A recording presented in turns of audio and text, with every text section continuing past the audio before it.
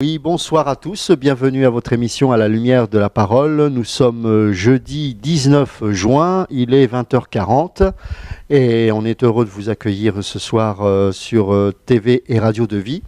Et ce soir, je suis en compagnie de mon frère Ludovic, c'est la soirée des Ludovic ce soir. Bonsoir Ludovic, comment vas-tu? Ça va et toi? Bah, écoute, par la grâce de Dieu, ça va. Donc on va continuer cette émission autour d'un sujet. En tout cas, je pense qu'on va démarrer par ce sujet qui est la prédication de la croix, plus exactement la croix. Et donc ce que je vous propose, c'est qu'on prie tous ensemble afin que le Seigneur nous accompagne et nous enseigne.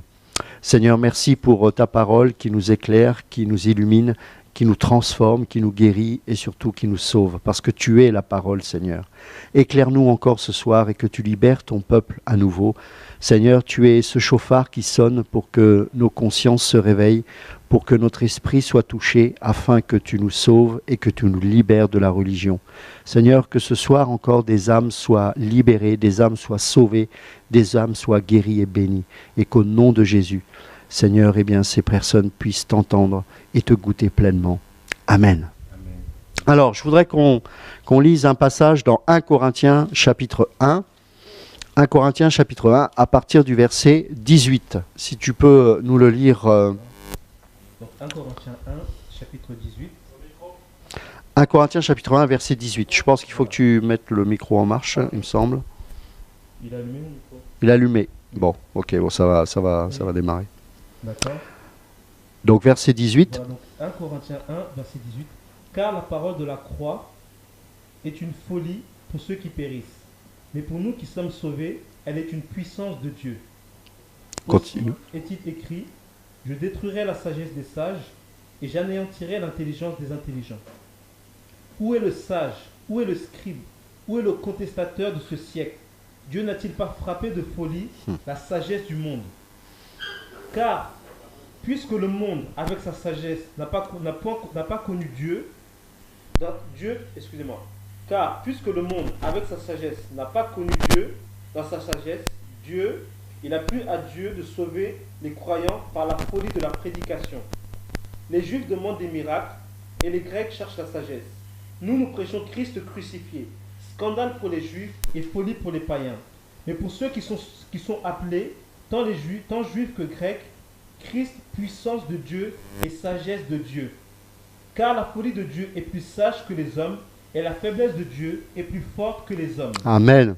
J'aime beaucoup ce passage. Je crois que c'est peut-être un de mes passages préférés, bien que la chair déteste entendre ça, parce que charnellement, c'est impossible de supporter une telle parole.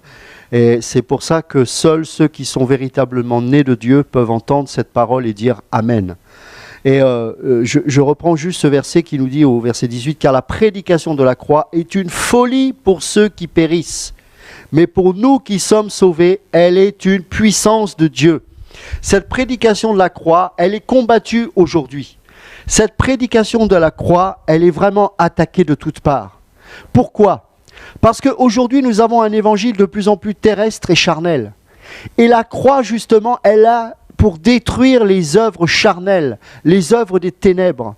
Et cette sagesse humaine qui consiste à élever l'homme au-dessus de toute chose, eh bien cette sagesse, elle est détruite par la folie de la prédication de la croix. Et mes amis, c'est la raison pour laquelle ce message est tant combattu aujourd'hui. C'est la raison pour laquelle on lapide des prophètes, on lapide des hommes et des femmes de Dieu qui n'ont point honte de l'évangile, du véritable évangile, qui nous parle de la croix. Et nous allons voir tout à l'heure, la technique va nous montrer quelques images qui pour moi sont effrayantes et abominables. C'est qu'aujourd'hui, c'est l'homme qui est au centre. C'est l'homme qui est au centre de toute chose. Et alors que dans le véritable évangile, c'est Christ qui doit être au centre. Ça veut dire que la croix nous amène non plus à nous considérer nous-mêmes, mais à considérer celui qui est mort pour nous et qui est ressuscité, à savoir Christ. Amen. Le message, il est christocentrique, il n'est pas basé sur l'homme, mais sur Jésus. Et c'est pour ça que, regardez, les sages ont essayé de découvrir Dieu avec leur intelligence. Il y a même des scientifiques qui peuvent reconnaître qu'il y a forcément une existence de Dieu, puisque certains scientifiques ont reconnu que, à partir du Big Bang, il a bien fallu un point de départ. Mais est-ce que cela, pour autant, amène la révélation ? Non. Est-ce que le fait de croire qu'il y a un être suprême au-dessus de nous, qui effectivement existe, nous amène à une relation avec ce Dieu-là ? Non ! Pourquoi ? Parce que Dieu doit se révéler. Et mes amis, quand il se révèle, ça change notre vie. Parce qu'il vient nous donner une nouvelle nature, une nature que nous n'avions pas auparavant, une nature d'en haut, une nature qui vient du ciel et qui fait qu'à partir du moment où la semence incorruptible de Christ est semée dans nos cœurs, il y a une métamorphose qui se produit en nous selon Romains 12, 1 et 2 et qui fait que petit à petit, notre âme se transforme. Et ce processus de transformation ne peut se faire qu'au travers du message et de la prédication de la croix, parce que la chair doit mourir tous les jours. À chaque fois, nous est proposé un choix dans nos vies. Celui de prendre le défi de la croix, non pas Seigneur, ma volonté, mais ta volonté, ou alors celui de dire, ok, ça va être ma volonté parce que j'ai pas envie. Non, on doit mourir à nous-mêmes. Pour que la résurrection se manifeste dans nos vies, il faut expérimenter la mort dans notre quotidien. Et c'est la raison pour laquelle vous avez des églises qui sont pleines à craquer, parce que dans ces églises-là, on ne prêche pas ce message-là, parce que ce message-là n'attire pas la foule. Elle attire des disciples, elle attire ceux qui sont de la même nature que Dieu. Car seuls ceux qui sont réellement nés de nouveau acceptent le message et l'évangile de la croix. Et tout ce que l'on dénonce aujourd'hui, c'est ce message qui consiste à mettre l'homme au centre de toute chose. Non, non mes amis. Christ n'est pas mort pour que tu aies une belle vie ici-bas. Christ n'est pas mort pour que tu aies une belle maison. Christ, il est mort pour que tu sois sauvé. Car Dieu a tant aimé le monde qu'il a donné son Fils unique, afin que quiconque croit en lui ne périsse point, mais qu'il ait la vie éternelle. Tout le monde connaît ce verset, mais est-ce que nous comprenons la profondeur et la portée de ce passage ? Ce verset qui est situé dans un contexte particulier, qui est une rencontre entre justement un homme qui a voulu connaître et rencontrer Dieu par la religion, et Dieu fait homme, qui lui révèle que si tu ne nais d'en haut, tu ne peux voir le royaume de Dieu. Et ce même homme est là et il essaye de comprendre comment un homme peut à nouveau entrer dans le ventre d'une femme et renaître à nouveau. Il n'a pas compris parce que Dieu doit se révéler dans sa vie. Et par la connaissance, on est bête. Parce que quand on est dans la connaissance, qu'est-ce qui se passe ? On réfléchit, on se dit, alors il faut naître d'en haut, donc ça veut dire que je dois à nouveau rentrer dans le ventre et sortir. Voilà, on est bête. Bac plus 10, complètement idiot. Pourquoi ? Parce que l'intelligence doit être spirituelle et elle est liée à la révélation de notre Dieu. Dieu se révèle, les écailles de nos yeux tombent, le Seigneur illumine les yeux de notre cœur et alors à ce moment-là, on vit le royaume de Dieu parce qu'on est imprégné du royaume de Dieu. Et mes amis, déjà Paul à son époque était confronté aux gens qui ne voulaient pas accepter ce message de la croix. Et en plus, le pire dans tout cela, et c'est pour ça que dans la deuxième épître aux Corinthiens, Paul passe beaucoup de temps à se justifier. Paul est l'exemple même du disciple de Jésus-Christ et l'exemple même du messager de la croix. Pourquoi ? Parce que Paul a touché également beaucoup de Grecs. Mais on sait que dans le sophisme, dans la rhétorique grecque, dans la pensée philosophique grecque, et aussi même dans l'aspect physique des Grecs, il y avait un culte de la personne, un culte du corps et un culte de l'intelligence. Et Paul, est le contraire de tout cela. Et même convertis, les Corinthiens détestaient voir physiquement ce Paul qui représentait tout le contraire de ce que les Grecs pouvaient adorer ou aimer. Pourquoi ? Paul avait la connaissance, mais il dit dans la parole qu'il a considéré ces choses comme de la boue afin de gagner Christ. Ça, c'est déjà un problème pour les Grecs.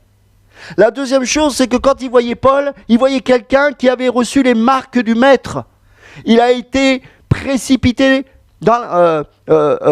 via une falaise considéré comme mort. Il a été fouetté, il a été lapidé, il a connu plusieurs fois le naufrage, il a certainement eu la mâchoire fracturée. L'histoire de l'Église nous raconte un Paul petit, chauve, avec une voix fluette. Ah, c'est pas le Paul qu'on voit dans certains films éloquents, non. Et c'est pour ça qu'il passait son temps à se justifier auprès des Corinthiens en disant « Mais vous me critiquez parce que je suis puissant par mes lettres, mais quand je viens vous voir, je suis faible et misérable. Mais je vais venir avec l'autorité que Christ m'a donnée et vous allez voir si je n'ai pas la même puissance quand je viens vous voir. Car vous, que vous le vouliez ou non, il disait « Vous êtes mes enfants. Je vous ai porté. Je vous ai enseigné, et je vous ai enseigné ce message, comme il nous est dit là, de la prédication de la croix. » Mes amis, c'est extraordinaire. Dans 1 Corinthiens 2 et 3, il parle de plusieurs types de personnes. Il parle des chrétiens charnels, sarkikos en grec. Le mot sarkikos, c'est la chair. Il parle des hommes qui ne sont pas sauvés, les psychikos, qui vivent avec leur âme, la psyché. Ça parle au grec. Parce que dans la philosophie grecque, on sait ce que c'est que la psyché.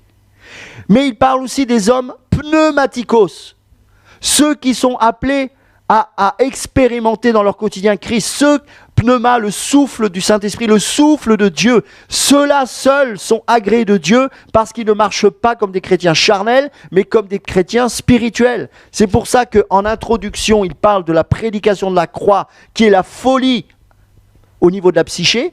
C'est de la folie, l'intellectuel ne peut pas comprendre ça, puisque la connaissance nous ramène à l'arbre de la connaissance du bien et du mal. J'ai constaté que j'étais nu, et j'en ai eu honte. La connaissance, mais comment as-tu su que tu étais nu? Qui te l'a dit? C'est pas Dieu qui lui a dit, c'est lui. Et donc il a perdu la conscience de Dieu pour être rempli de la conscience de lui-même. Ce qui fait que désormais, il n'avait plus le vêtement de Dieu, mais le vêtement de sa chair. Et c'est pour ça qu'il leur dit, oh Jésus, il leur dit, mais vous êtes des chrétiens charnels. 1 Corinthiens chapitre 3, verset 1. Pour moi, frère, ce n'est pas comme à des hommes spirituels, pneumatikos, que j'ai pu vous parler, mais comme à des hommes charnels, sarkikos, c'est-à-dire des gens qui ne comprennent pas des choses d'en haut, pourtant ils sont chrétiens. Comme à des enfants en Christ. Enfants ici, c'est népios, c'est péjoratif, c'est des enfants qui sont incapables de grandir. Je vous ai donné du lait, non de la nourriture solide, car vous ne pouviez pas la supporter, et vous ne le pouvez pas même à présent, parce que vous êtes encore charnels. Certains disent, verset 5, moi je suis d'Apollos, moi Paul, etc. Il y avait des conflits, il y avait des divisions. Pourquoi? Parce qu'on voulait regarder à l'éloquence des gens. Mes amis, je vais vous dire, si vous êtes vraiment des enfants de Dieu, vous serez brisés toute votre vie. Personne ne vous considérera. C'est comme ça. Paul n'a pas été considéré de son vivant. Il dira à la fin, tous m'ont abandonné. Tous. Tous. Combien de fois j'ai dû encourager des frères? Combien de fois j'ai averti des frères en cachette?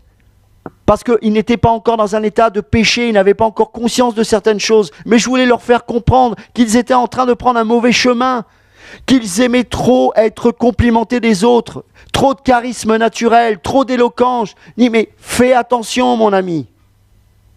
Et ces mêmes personnes adulaient ces hommes. Ces mêmes personnes qui entendaient ces prédications-là de ces hommes que j'avertissais, ils étaient adulés. Mais ceux qui prêchent la croix sont rejetés. Sont rejetés. Parce que la croix, la chair ne peut pas la supporter. Quand quelqu'un, vous savez, un jour on m'a dit, et c'est un compliment, j'ai pas mal pris, hein, on m'a dit, oh, quand c'est toi Ludo qui partage, je peux pas, j'ai du mal. Je dis, bah oui, je comprends, c'est la croix. Il me dit, oui, c'est ça. Il dit, mais maintenant j'ai grandi, et maintenant quand tu passes, j'aime bien parce que je sais que l'esprit en moi dit Amen. Je dis Amen. Pourquoi? Parce que c'est normal. La parole, hein, selon Hébreu, c'est une épée. C'est pas un gant en soi, c'est une épée. Ça tranche, ça divise l'âme de l'esprit, ça nous montre qu'est-ce qui est charnel, qu'est-ce qui est au niveau de l'âme et qu'est-ce qui est spirituel. Ça doit trancher, ça doit nous remettre en question. Et ce que je voudrais qu'on réalise, c'est qu'aujourd'hui, dans notre quotidien, je ne parle même pas de ministère, nous sommes trop présents, nous sommes trop vivants. Les chrétiens sont trop vivants. Les chrétiens sont trop vivants. Oh, mais ce frère m'a fait du mal.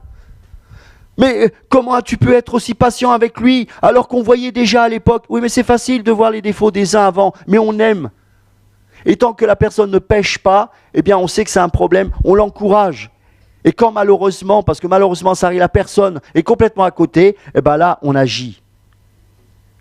Mais quand on n'est pas dans l'esprit, on cherche qu'une chose, c'est se venger. Et là, c'est la chair contre la chair. L'âme contre l'âme.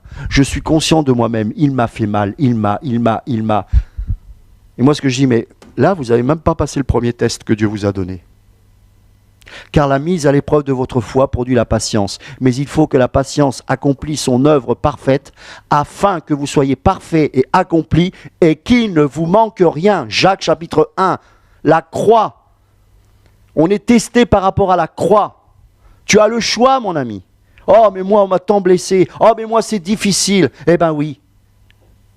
Et comme je leur ai dit à des personnes que je devais voir suite à différents problèmes, je dis, mais vous savez, ça c'est rien ce que vous avez vécu. Vous aurez des problèmes bien plus graves que ça. Ah, ça on n'aime pas entendre ça. Ben oui, parce que ça s'appelle la promotion spirituelle. Monter en grade, c'est ça. La mise à l'épreuve de votre foi. Bon, tu as passé le test. C'est quoi le test? C'est croire, il n'y a rien de... on n'est pas des surhommes. C'est juste croire et de dire je m'accroche à Dieu malgré la difficulté. L'épreuve passe. Ah, là c'est bien. On va monter un peu. On va monter un peu la puissance là. Un autre défi. Oh! Et on s'accroche à la parole.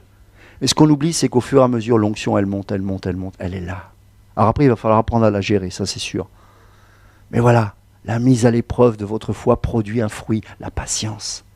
Et cette patience-là s'expérimente dans le but d'atteindre la perfection. C'est quoi la perfection? C'est un homme fait, un homme accompli, un homme mûr, un homme qui cesse de murmurer, un homme qui, lorsqu'il prend des coups, continue de prier pour celui qui le bat. Parce que ça, c'est la vie chrétienne, pas exceptionnelle, c'est pas la vie des saints hommes, ça c'est de l'ascétisme, c'est la vie chrétienne normale. Normale.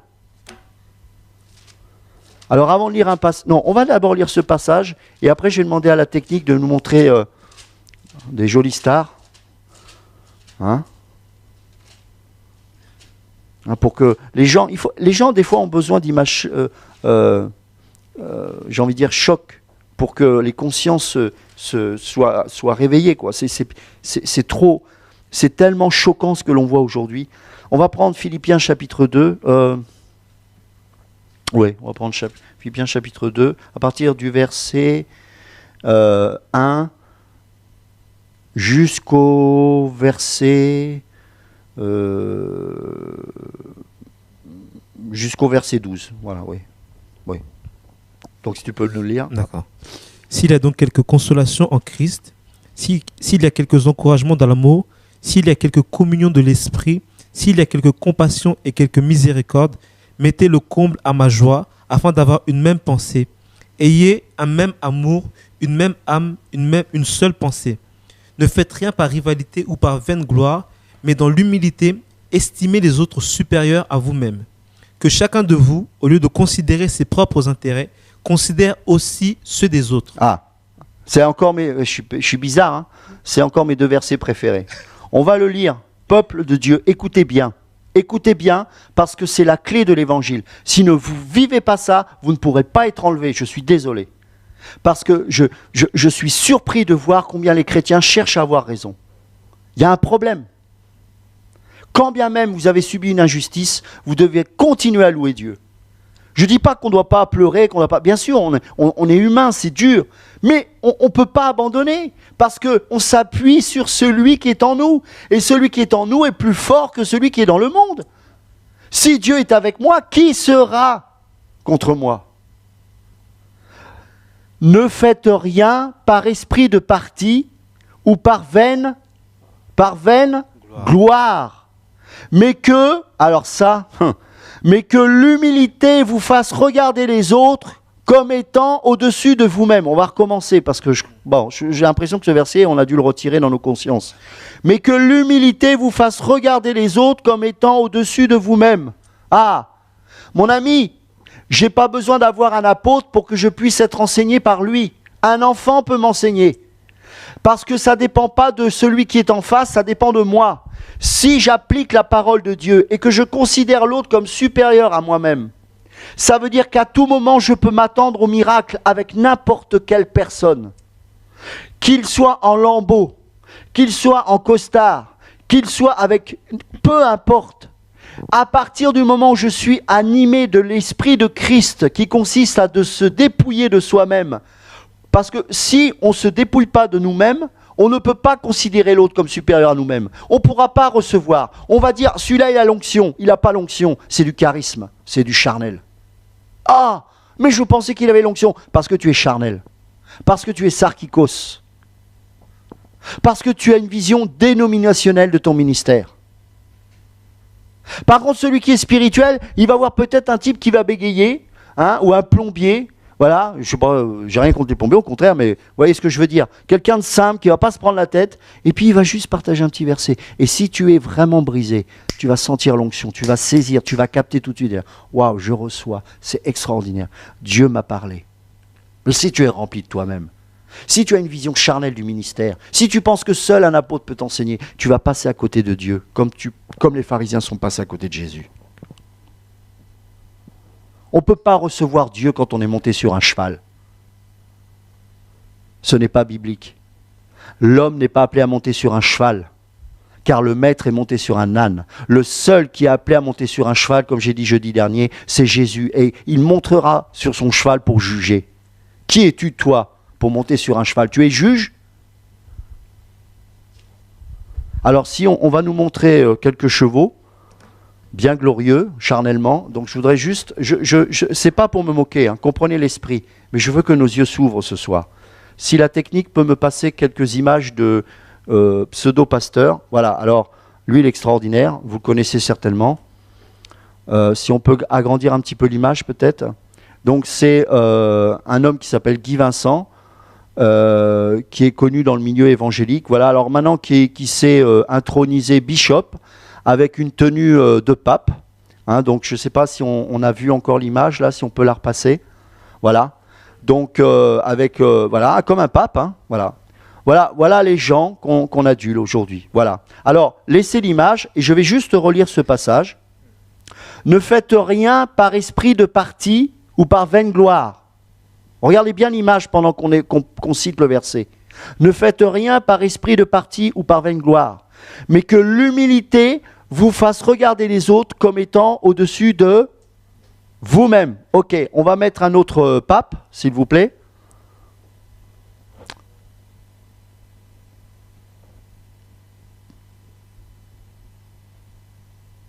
Ouais, on peut passer. Hein. Si on peut mettre, je ne sais pas, voilà, très bien. Alors, T.D. Jakes, je pense que beaucoup d'entre nous le connaissent, un pasteur qui sévit à Baltimore, aux États-Unis, une très très grande assemblée. Voilà, je n'ai rien contre les costumes, hein, c'est pas ça. Tout est axé sur l'apparence. Vous savez ce que c'est là, cette belle cravate, ce beau costume, à mon avis, à 2-3 000 $? Ça s'appelle une feuille de figuier. Est-ce que vous saisissez? Quand on est nu, parce qu'on est conscient de soi, parce qu'on est dans l'âme, parce qu'on est sarkikos, parce qu'on est charnel, on sait qu'on est nu. Et donc il faut se couvrir. Alors que le seul vêtement dont l'homme a besoin, c'est l'agneau de Dieu. C'est la peau de l'agneau. C'est le sang de Christ qui nous justifie, qui nous sauve, qui efface nos péchés et qui nous sanctifie. C'est ce vêtement-là dont cet homme a besoin comme moi j'en ai besoin. Alors c'est pas parce qu'on n'a pas un costard mais une toge qu'on est plus spirituel. Parce que c'est la même feuille de vigne, ou la même feuille de figuier, ou la même feuille de je ne sais quoi. C'est le même... C'est ridicule d'essayer de s'habiller avec des feuilles. Pourquoi? Parce que c'est pas un vêtement, c'est pas fait pour ça. Et quand Adam s'est habillé de son vêtement, c'est Dieu lui-même qui a sacrifié. C'est le premier animal qui est mort. Il a sacrifié un animal et il l'a couvert du sacrifice. Aujourd'hui, notre couverture, c'est l'agneau. Voici l'agneau de Dieu, celui qui ôte les péchés du monde. Est-ce que tu peux me montrer d'autres images encore? Peut-être Bénins, voilà. Alors, on voit peut-être pas très bien, mais cette photo est un peu truquée parce qu'on voit derrière comme une espèce de gloire, un peu une image un peu bleuette derrière. On s'est fait exprès pour... Voilà. Alors, je relis encore. Hein. Ne faites rien par esprit de parti ou par vaine gloire, mais que l'humilité vous fasse regarder les autres comme étant au-dessus de vous-même. Et verset 4, je continue, reste sur l'image. Hein. Que chacun de vous, au lieu de considérer ses propres intérêts, considère aussi ceux des autres. Le principe de la foule, le principe démoniaque qui consiste à avoir des méga-churches, c'est quand il y a une brebis qui s'égare, on la laisse. Le principe de Christ, c'est l'inverse. On laisse la foule et on gagne la brebis qui est perdue. Et ça, la chair ne le supporte pas. Parce que la chair n'y trouve aucune reconnaissance. Parce que la brebis que vous allez récupérer, personne ne vous voit le faire, ça. Personne. Quand vous avez des blessures et que le Seigneur vous dit va et bénis cette personne malgré tout et que vous le faites, personne ne va vous applaudir. Parce que ça, c'est entre vous et Dieu. Maintenant, on va continuer. Verset 5. Ayez en vous, quoi ? Les sentiments qui étaient en Jésus-Christ. Alors c'est quoi ? Existant en forme de Dieu. En forme. Il n'a point regardé son égalité avec Dieu comme une proie à arracher.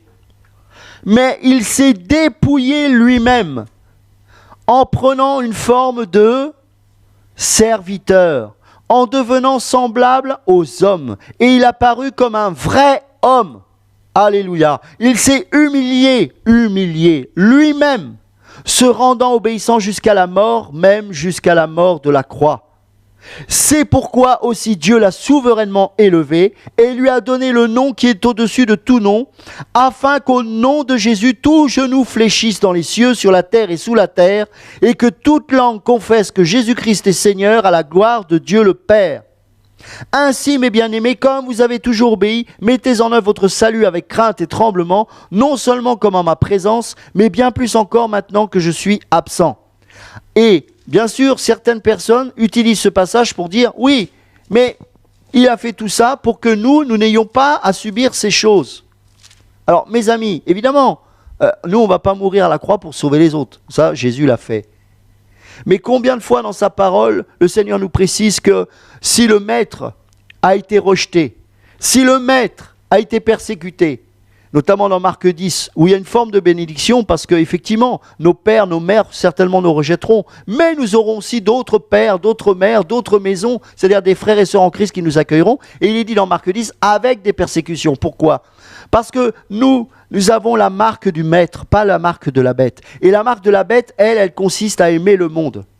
Mais dans 1 Jean 2, 15, il est dit, n'aimez point le monde, ni tout ce qui est dans le monde, tout. Car si quelqu'un aime le monde, l'amour du Père n'est point en lui. Donc, nous aussi, nous ne pouvons pas être attachés à ce monde. Dans Hébreux 12, à partir du verset 14, il est dit ceci. Recherchez la paix avec tous et la sanctification sans laquelle personne ne verra le Seigneur. Veillez à ce que personne ne se prive de la grâce de Dieu, à ce qu'aucune racine d'amertume poussant des rejetons ne produise du trouble et que plusieurs n'en soient infectés.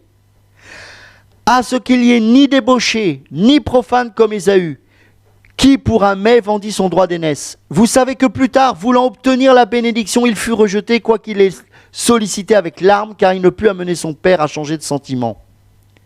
Alors, on va aller un peu plus loin. Verset 25. Gardez-vous de refuser d'entendre celui qui parle, car si ceux qui refusèrent d'entendre celui qui publiait des oracles sur la terre n'ont pas échappé, combien moins nous échapperons-nous si nous nous détournons de celui qui parle du haut des cieux. Et on peut continuer un peu plus loin, chapitre 13, verset 1. Persévérez dans l'amour fraternel. N'oubliez pas l'hospitalité, car en l'exerçant, quelques-uns ont logé des anges sans le savoir. Souvenez-vous des prisonniers, comme si vous étiez aussi prisonniers. La compassion.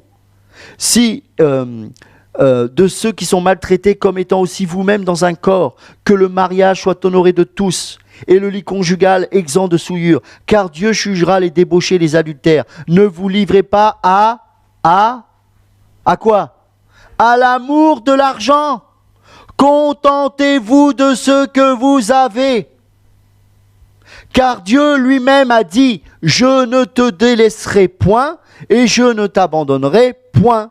C'est donc avec assurance que nous pouvons dire, le Seigneur est mon aide, je ne craindrai rien, que peut me faire un homme?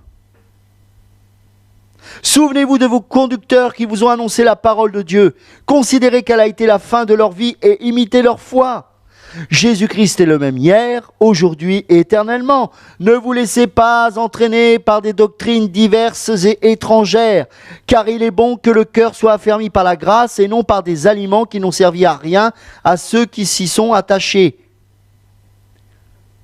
Alors, mes amis, on va continuer sur... je vais demander à la technique de nous montrer encore des... Alors, je voudrais qu'on nous montre des bâtiments, parce que je ne peux pas appeler ça église. Voilà. Alors ça, c'est la plus grande église actuelle aux États-Unis, enfin qu'ils appellent église, qui s'appelle Lakewood Church, donc gérée par le pasteur Joel Osteen. Il y a en moyenne 22 500 personnes qui se réunissent dans cette Babylone moderne tous les dimanches matins. Et certainement plusieurs fois dans la journée du dimanche. Est-ce que tu peux nous montrer, s'il te plaît, l'intérieur de ce bâtiment? Voilà. Voilà. Voilà la foule. La foule, cette même foule accueillera l'Antéchrist parce que ces faux pasteurs prêchent un message qui n'est pas axé sur la croix. Lui-même a été pris à défaut par un journaliste de CNN, car lorsqu'il lui a posé la question suivante, est-ce que Jésus est le seul moyen du salut? Il a dit non. Voilà le genre de faux pasteur qu'il y a. Cet homme-là est en train de préparer, comme tant d'autres, comme Rick Warren, comme Benin, comme etc., tous ceux qu'on peut malheureusement rencontrer sur ces sites internet, sont en train de préparer la venue de l'Antéchrist. Regardez comme l'image, la bête qui sera montrée au travers de l'image. Regardez l'image comme elle est présente, la télé, parce que c'est tellement grand qu'on ne voit plus l'individu. Il y a un message qui est prêché derrière, et c'est anti-biblique. C'est un message qui est contre la croix. C'est le même Miles Monroe qui aussi aujourd'hui dit que Jésus n'est jamais venu pour mourir à la croix. Et les gens, parce qu'ils n'ont pas de relation avec Dieu, ils disent Amen. Pourquoi? Parce qu'ils entendent des choses agréables à la chair, à l'oreille, mais à la chair. Parce que les gens ne veulent pas la croix. Seuls ceux qui sont appelés de Dieu acceptent le message de la croix. Est-ce que tu peux me montrer aussi cette espèce de bâtiment qu'il y a au Brésil? Ça ressemble au temple d'Hérode un peu. C'est grave ce qui se passe, c'est grave. Et vous savez, en France aussi, on a malheureusement le même genre de bâtiment. Voilà, regardez. Voilà. Ça, c'est une église. Alors, apparemment, il y a un centre commercial, une église évangélique au Brésil. Voilà. Voilà. Voilà. On pourrait peut-être lire 2 Thessaloniciens chapitre 2. On reste sur cette image, parce que je pense que les images parlent, vraiment. Si tu peux nous lire à partir du verset 1 jusqu'au verset 12. D'accord, donc 2 Thessaloniciens 2, à partir du verset 1. Nous vous le demandons, frères, en ce qui concerne l'avènement du Seigneur Jésus-Christ et de notre rassemblement auprès de lui, ne vous laissez pas promptement ébranler dans votre bon sens, ni alarmer par quelques inspirations, par quelques paroles ou par quelques lettres qui vous seraient attribuées comme si le jour du Seigneur était déjà là. Que personne ne vous séduise d'aucune manière, car il faut qu'auparavant l'apostasie soit arrivée et que se révèle l'homme impie, le fils de la perdition, l'adversaire qui s'élève au-dessus de tout ce qu'on appelle Dieu ou qu'on adore et qui va jusqu'à s'asseoir dans le temple de Dieu et se faire passer lui-même pour Dieu. Alors là, c'est intéressant. Qu'est-ce qu'il va faire l'adversaire? Il va s'asseoir dans le temple de Dieu. Mes amis, on l'a dit déjà jeudi dernier, mais que nous, selon 1 Corinthiens 3, 16 et 6, 19, nous sommes le temple du Saint-Esprit. Donc, comment va-t-il faire pour s'intégrer, pour s'asseoir dans notre vie, puisque nous sommes désormais le temple? Le temple a été le temple d'Hérode, a été détruit en 70 après Jésus-Christ. Mais à partir de la Pentecôte, de toute façon, nous étions devenus un temple parce que le Saint-Esprit a décidé de tabernacler en nous, de vivre en nous. Donc, il n'y a plus besoin de temple. Et de la même manière que dans Ézéchiel, à partir de Ézéchiel chapitre 8, 9 et 10, on voit que la gloire de Dieu se prépare à quitter le temple de Jérusalem, eh bien malheureusement, on voit beaucoup de chrétiens ouvrir des portes à Satan à cause de ces fausses doctrines, et en croyant à ces fausses doctrines que nous sommes venus, que Dieu est mort pour nous enrichir financièrement, matériellement, etc., en prêchant la doctrine diabolique de la prospérité et toutes ces choses-là, eh ben, qu'est-ce qu'on fait? On ouvre des portes et Satan, à ce moment-là, il rentre. Comment il rentre? Parce que derrière cette doctrine, il y en a une autre. Tu es Dieu. La doctrine de Copeland qui dit justement tu es Dieu. La pensée positive qui consiste à dire de visualiser par la prière les choses afin qu'elles se manifestent. Tu n'as plus besoin de dépendre de Dieu parce que tu as l'argent, tu as les médias, et puis tu as le psychisme. Tu as même le spiritisme. Tu vas commencer à visualiser les choses. Il y a même un pasteur, j'ai entendu récemment, qui prône le fait de sortir de son corps. C'est carrément de la sorcellerie, mes amis. Et donc, aujourd'hui, eh bien, Satan, à travers ses fausses doctrines, rentre dans le temple que nous sommes. Et toutes ces Babylones que vous voyez là, vous voyez que ce n'est pas une église catholique pourtant. Là, ce sont des soi-disant évangéliques. Eh bien, là, on voit que l'apostasie est là. Et ça nous montre une chose, c'est que le temps est proche. Le temps du retour de Yeshua est proche, mes amis. Et je crois qu'aujourd'hui, il faut revenir au message de la croix. Mon ami, un enfant de Dieu, un véritable enfant de Dieu, quand il rentre chez lui et qu'il a peut-être des difficultés avec ses enfants, avec sa femme, qu'il a peut-être des difficultés au niveau financier, il ne s'enfuit pas, il aime, il prend ses responsabilités. Il assume, il manifeste le caractère de Christ. L'homme de la prospérité, quand il voit ça, il divorce. Parce qu'il estime qu'il n'est pas dans la bénédiction que Dieu lui a promis. Parce qu'il estime, que Dieu n'est pas là. Parce qu'il n'est pas béni. Et donc, plutôt que de prendre sa croix, eh bien, il va quitter. La femme, pareil. Elle se sent investie d'une autorité spéciale. Son mari devient une gêne et elle va le dégager. Alors qu'une femme de Dieu prie pour son mari. Vous voyez, le message de la croix, en même temps, amène quelque chose que ni le monde, ni les faux chrétiens n'ont, à savoir la paix. La paix de Dieu, ce n'est pas quelque chose qui se fait avec des accords. La paix de Dieu, ce n'est pas comme on peut voir sur Internet des pasteurs avec des présidents. Regardez, est-ce qu'on peut nous montrer l'image de Rick Warren et d'Obama, s'il vous plaît?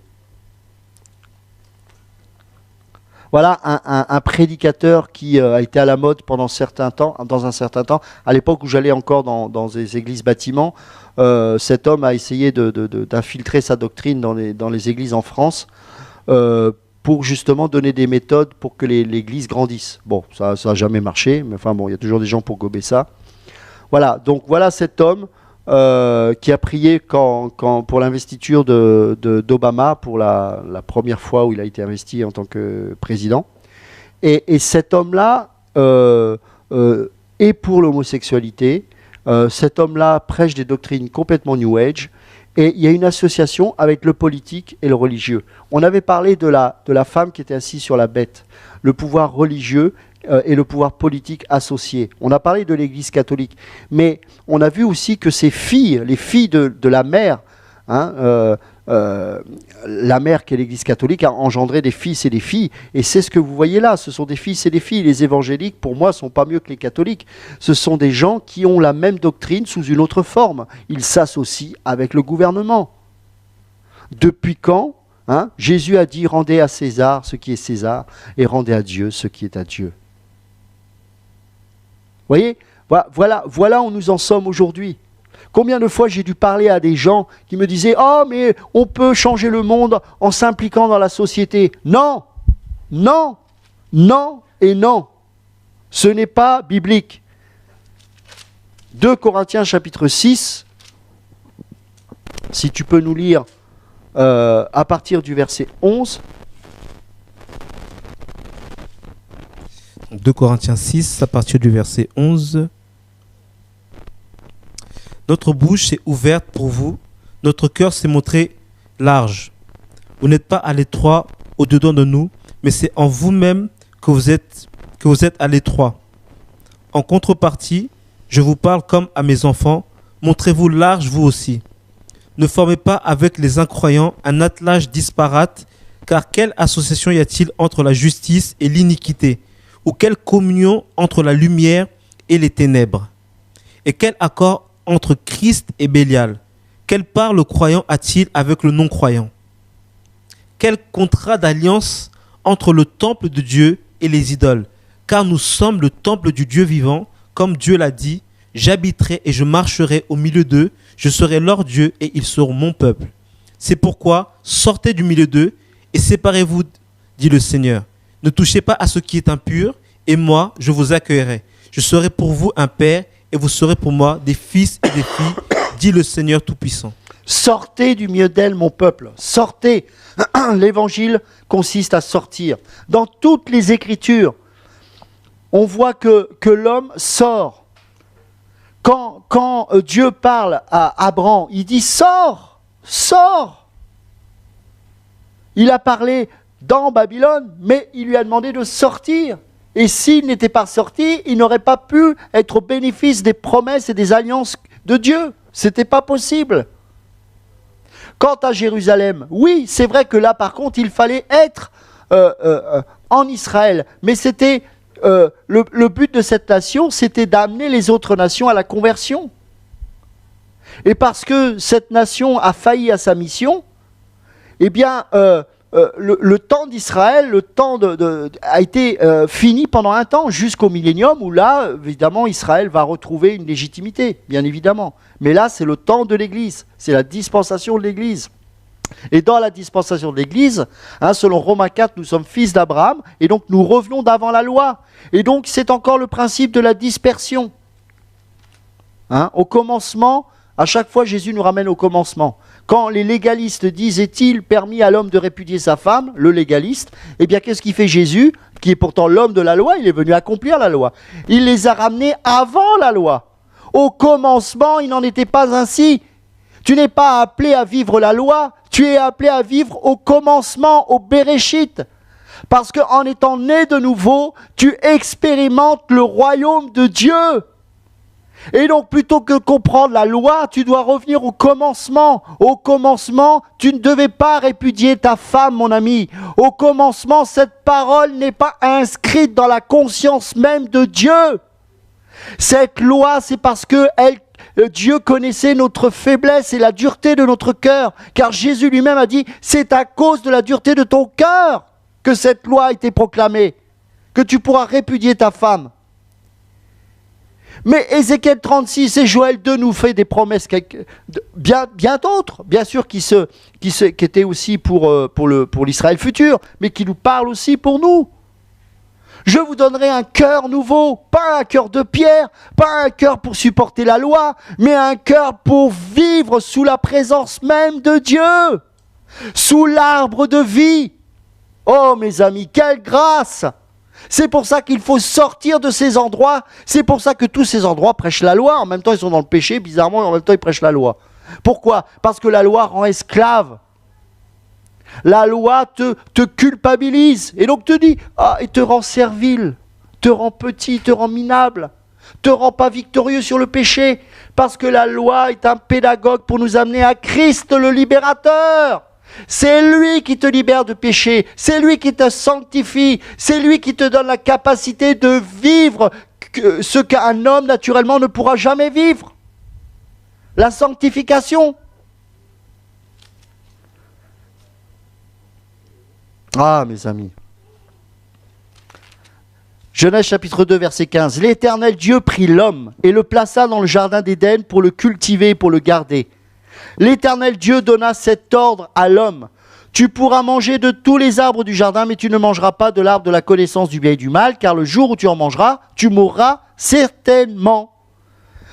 L'Éternel Dieu dit, il n'est pas bon que l'homme soit seul, je lui ferai une aide semblable à lui. L'Éternel Dieu forma de la terre tous les animaux. Mais vous savez, l'homme a nommé les animaux, il leur a donné un caractère à chaque fois. Mais il manquait quelque chose. Il manquait l'Église.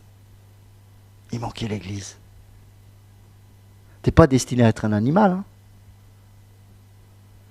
Tu es l'Église. Alors l'Éternel fit tomber un profond sommeil sur l'homme, la mort, qui s'endormit. Il prit une de ses côtes et referma la chair à sa place. Mon ami, l'Église est de la même nature que Dieu lui-même. L'Église n'est pas composée de briques. Et l'Église est composée de pierres vivantes, selon 1 Pierre 2. Et cette Église a pour matériau la côte même de Christ, le corps. Christ est la tête, selon Ephésiens 5. Et l'Église est l'ossature, le prolongement.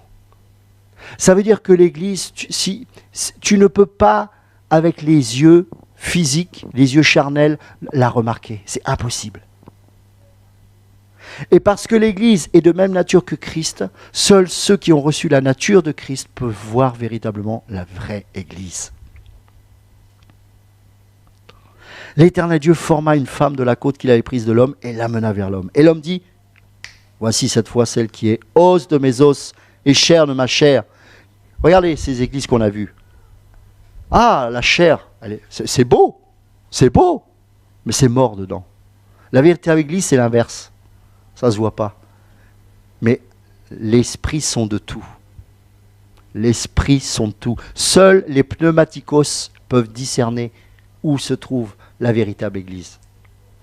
Seuls ceux qui sont dégagés de la loi et libérés de la loi peuvent vivre du commencement de toute chose. Voici l'os de mes os et la chair de ma chair. Attendez, mais je ne comprends pas. Il a été anesthésié par le Seigneur.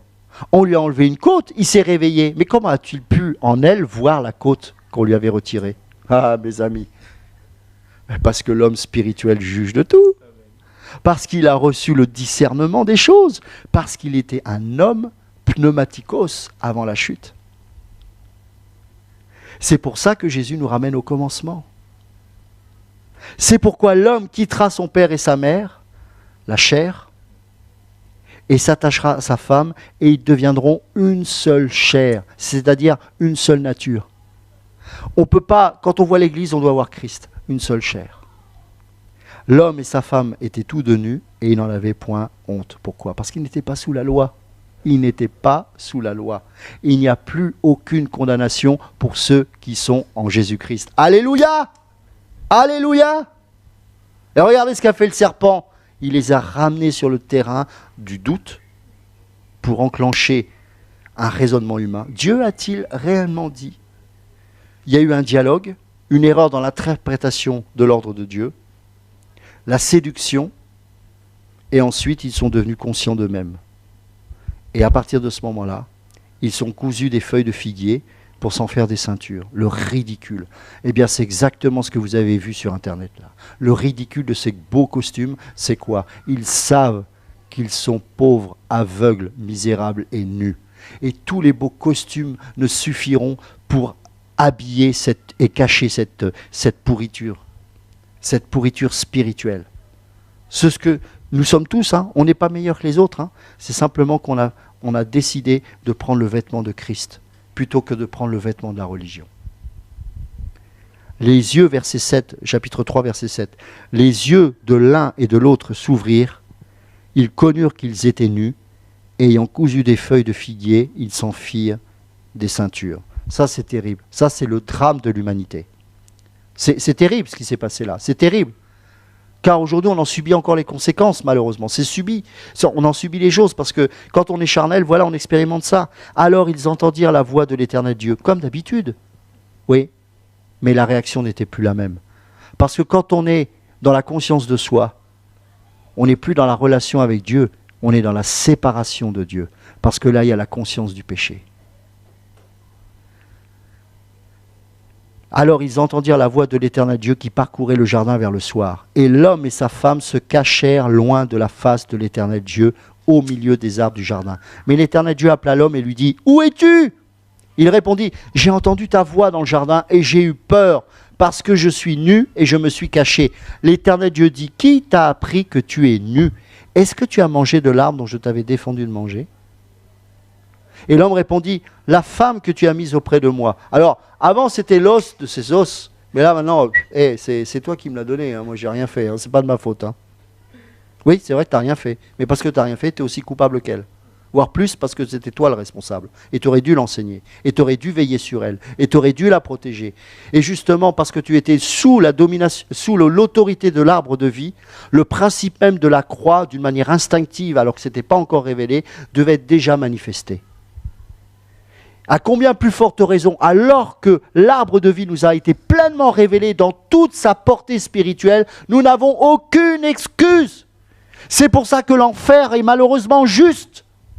Tous ceux qui sont en enfer, il est juste qu'ils aillent en enfer. Il est juste que moi, si je refuse Christ, j'aille en enfer.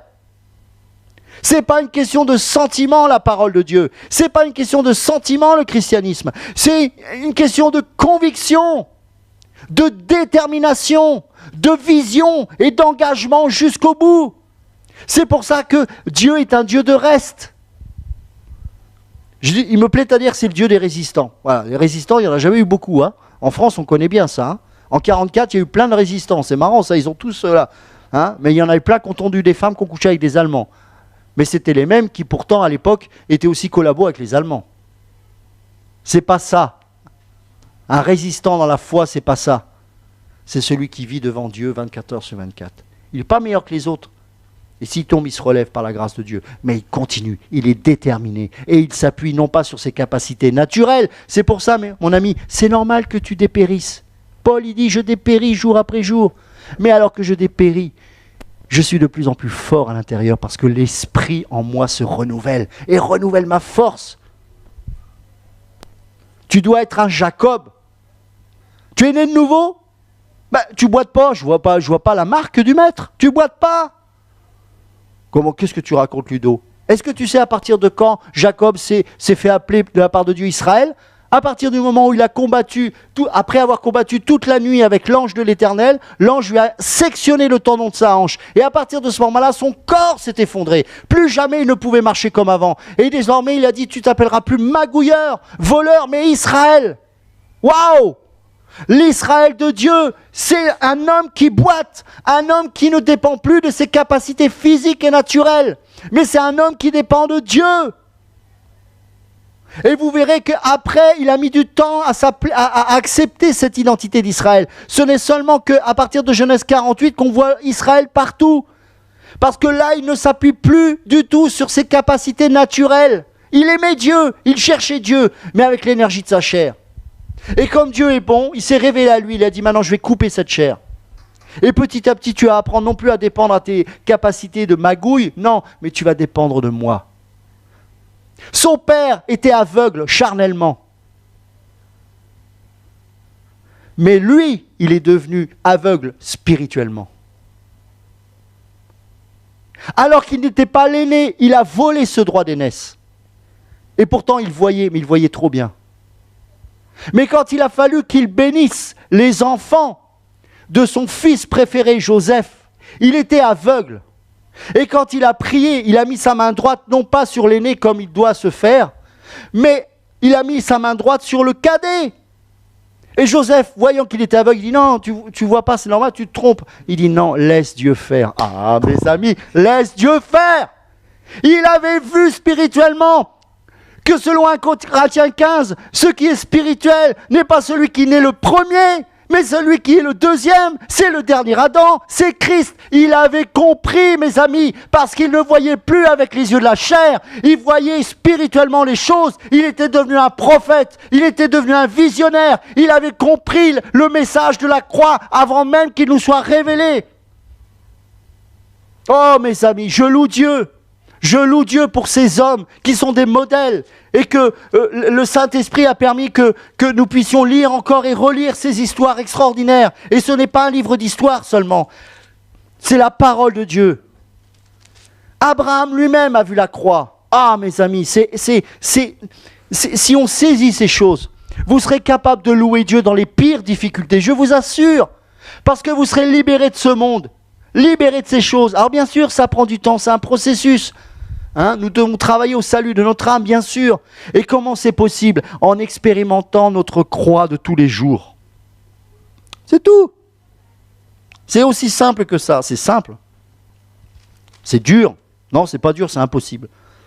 C'est impossible, la vie chrétienne n'est pas possible. C'est pour ça que tu as besoin d'être d'une nature spirituelle. Donc seuls ceux qui sont nés d'en haut peuvent vivre de l'impossible. Jésus a marché sur l'eau, mais c'était homme. Mais il était Dieu, fait homme. Les miracles que l'on fait, c'est pas avec la chair. D'ailleurs, on fait rien du tout, on prie et les gens sont guéris. Mais c'est Dieu qui guérit. On s'appuie sur qui? Sur quoi? On s'appuie sur Jésus. C'est lui. C'est lui. On va prendre Genèse. S'il y a des gens qui veulent poser des questions, on va pouvoir les prendre. Alors, on va prendre Genèse. J'aime ce passage. Je pourrais le lire des dizaines de fois. C'est tellement beau. On va faire. On va prendre Genèse 14 à partir. Je vais le lire. Genèse 14, verset 1. Dans le temps d'Amraphel, roi de Shinéar, d'Arjok, roi d'Élazar, de Kédor Laomer, roi d'Élam, et de Tidéal, roi de Gojim, il arriva que firent la guerre à Béra, roi de Sodome, à Birsha, la guerre à Béra, roi de Sodome, à Birsha, roi de Gomorre, à Shinéab, roi d'Abma, à Shem-Héber, roi de Tseboïm et roi de Béla, qui est de Soar. Ces derniers s'assemblèrent tous dans la vallée de Sidim, qui est la mer salée. Pendant 12 ans, ils avaient été soumis à Kédor Laomer, et la 13e année, ils s'étaient révoltés. Mais la 14e année, Kédor Laomer et les rois qui étaient avec lui se mirent en marche. Et ils bâtirent les Réphaïm à Hachetop, Karnaïm, les Souzim à Ham, les Émim à Shavekir, Yataïm. Pas facile, Et les Horiens dans leur montagne de Séhir, jusqu'aux chaînes de Paran, qui est près du désert. Puis, ils s'en retournèrent vers à En-Mishpat, qui est Kadès, et bâtirent les Amalécites sur tout leur territoire, ainsi que les Amoréens établis à Atatson Tamar. Alors, s'avancèrent le roi de Sodome, le roi de Gomorre, le roi d'Adma, le roi de Tseboïm et le roi de Béla, qui est de Soar. Et ils se rangèrent en bataille contre eux dans la vallée de Sidim, contre Kédor Laomer, roi d'Élam, Tidéal, roi de Gojim, Amraphel, roi de Shinéar, et Arjok, roi d'Élazar, 4 rois contre 5. La vallée de Sidim était couverte de puits de bitume. Le roi de Sodome et celui de Gomorre prirent la fuite et y tombèrent. Le reste s'enfuit vers la montagne. Les vainqueurs enlevèrent toutes les richesses de Sodome et de Gomorre et toutes leurs provisions. Ils s'en allèrent. Ils enlevèrent aussi avec ses biens Lot, fils du frère d'Abram, qui demeurait à Sodome, et ils s'en allèrent. Un fuyard vint l'annoncer à Abram, l'hébreu, celui-ci habitait parmi les chaînes de Mamré, l'Amoréen, frère d'Escol et frère d'Aner, qui avait fait alliance avec Abram. Dès qu'Abram eut appris que son frère avait été fait prisonnier, il arma 318 de ses plus braves serviteurs, nés dans sa maison, et il poursuivit les rois jusqu'à Dan. Il divisa sa troupe pour les attaquer de nuit, lui et ses serviteurs. Il les battit et les poursuivit jusqu'à Shoba, qui est à la gauche de Damas. Il ramena toutes les richesses, il ramena aussi Lot, son frère, avec ses biens, ainsi que les femmes et le peuple. Après qu'Abram fut revenu vainqueur de Kédor Laomer et des rois qui étaient avec lui, regardez, écoutez, c'est très prophétique cette parole. Le roi de Sodome sortit à sa rencontre dans la vallée de Shavé, qui est la vallée du roi. Alors, vous avez une image qui est très surprenante. Vous avez le roi de Sodome qui a été indirectement sauvé par Abram, puisque le but c'était d'abord pour Abram de sauver Lot. Mais évidemment, le roi de Sodome s'en est sorti aussi. Mais là, on a une vision particulière. On a le roi de Sodome qui arrive à la rencontre d'Abram dans la vallée de Shavé. Mais il nous est dit au verset 18, au même temps qu'il y a qui? Melchizedek, roi de Salem, fit apporter du pain et du vin. Il était sacrificateur du Dieu Très-Haut. Suivez bien l'enseignement ce soir. Il bénit Abram et dit: béni soit Abram par le Dieu Très-Haut, maître du ciel et de la terre. Béni soit le Dieu Très-Haut qui a livré tes ennemis entre tes mains. Et Abram lui donna la dîme de tout. Le roi de Sodome dit à Abram: donne-moi les personnes et prends pour toi les richesses. Abraham répondit au roi de Sodome, « Je lève la main vers l'Éternel, le Dieu très haut, maître du ciel et de la terre. Je ne prendrai rien de tout ce qui est à toi, pas même un fil, ni un cordon de soulier, afin que tu ne dises pas, j'ai enrichi Abraham, rien pour moi. Seulement ce qu'ont mangé les jeunes gens et la part des hommes qui ont marché avec moi, Aner, Eshcol et Mamré, eux, ils prendront leur part. » Mes amis, qu'est-ce qui se passe là? C'est un moment extraordinaire et une parole prophétique merveilleuse. Vous avez ce que malheureusement les pasteurs n'ont pas fait. Ce qu'Abraham a fait là, les pasteurs n'ont pas fait. Vous avez la vision, Abraham a la vision de Melchizedek, on sait que c'est Jésus. Mais il a la vision du pain et du vin, la croix. Il a la vision de la croix. Et en même temps, vous avez le roi de Sodome qui est un type de Satan.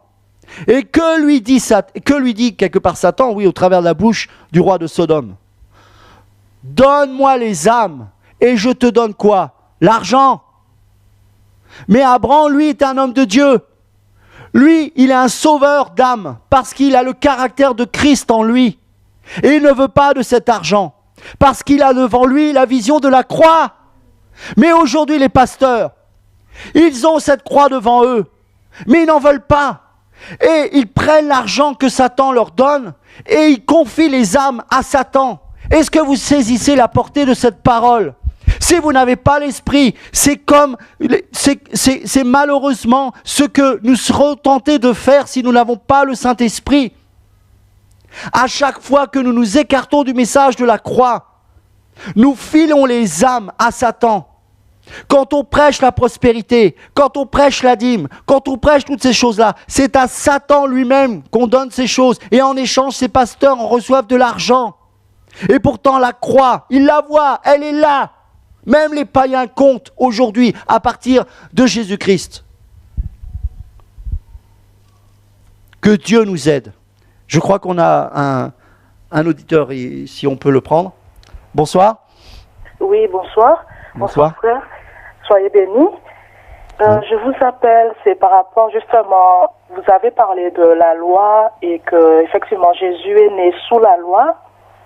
Moi, ma question, c'est par rapport à ce que vous avez dit et qui est aussi marqué dans la Bible, c'est-à-dire que Jésus a dit qu'il est venu non pas abolir la loi, mais l'accomplir. Et je voudrais un petit peu mieux comprendre ce verset, en fait, parce que j'ai beaucoup de gens aussi qui m'en parlent et personne ne le comprend vraiment, en fait. Ok, d'accord. On va prendre le livre aux Hébreux. Oui.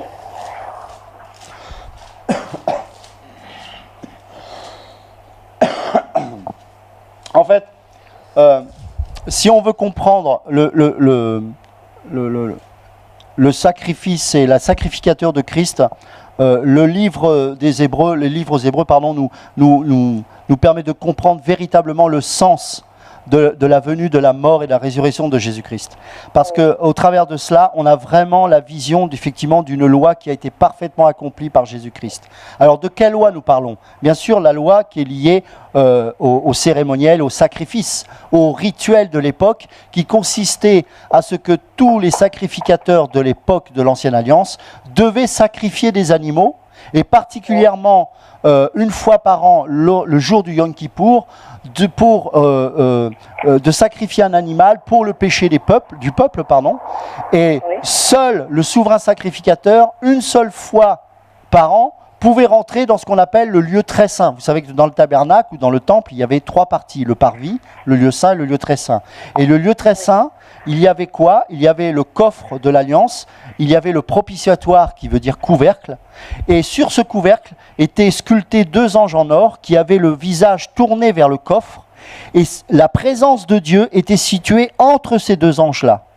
Et quand le souverain sacrificateur apportait le sang pour, d'une manière symbolique seulement, attention, expier pour les péchés du peuple, eh bien le sang était versé aussi entre ces 2 chérubins-là. Pourquoi? C'est la raison pour laquelle les 2 chérubins avaient le visage tourné vers le sang.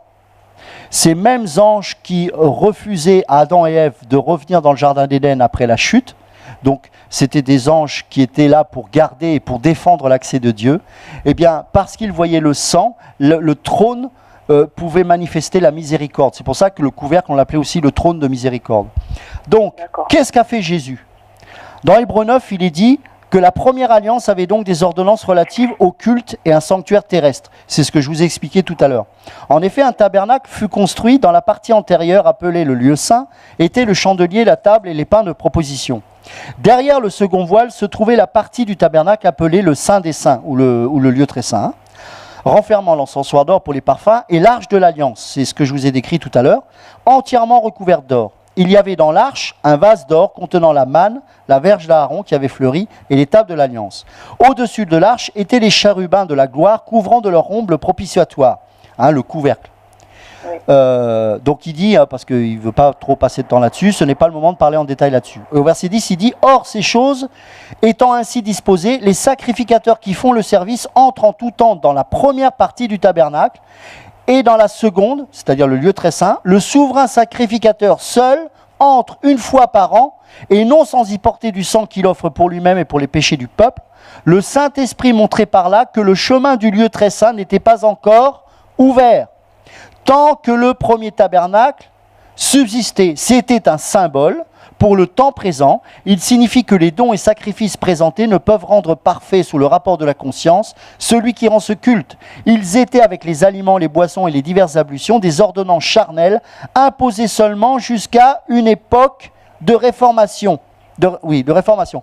Qu'est-ce qui s'est passé quand Jésus est mort à la croix? Il s'est passé quelque chose de très important dans le temple d'Hérode. Oui. Le voile, il faut savoir qu'il faisait, je crois, plus de 10 mètres de haut. Et le voile était épais d'1 mètre d'épaisseur. Donc c'est quelque chose que humainement, c'est quasiment impossible de déchirer à la main. Mais non seulement il a été déchiré, mais pas de bas en haut, mais de haut en bas. C'est-à-dire que quand Jésus a expiré, c'est Dieu lui-même qui a déchiré le voile de haut en bas. Et donc, ça voulait dire quoi? Verset 11, « Mais Christ est venu comme souverain sacrificateur des biens à venir.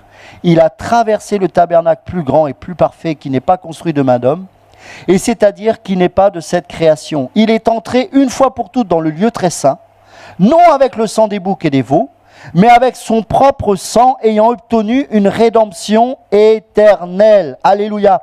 Car si le sang des taureaux et des boucs et la cendre d'une vache répandue sur ceux qui sont souillés sanctifie et procure la pureté de la chair, combien plus le sang de Christ qui par l'Esprit éternel s'est offert lui-même sans tache à Dieu, purifiera-t-il votre conscience des œuvres mortes, afin que vous serviez le Dieu vivant.